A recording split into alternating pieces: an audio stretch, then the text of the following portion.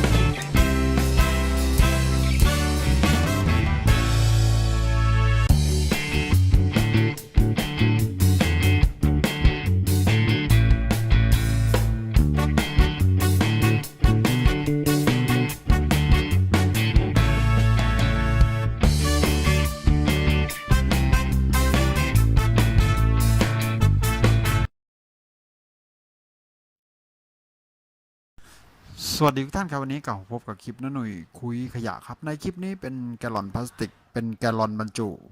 เป็นแกลลอนบรรจุครีมอาบน้ำครับทีนี้จะนำตัวนี้กลับมาใช้งานกันอีกครั้งครับตัวเนื้อพลาสติกยังค่อนข้างดีอยู่ครับทีนี้จะ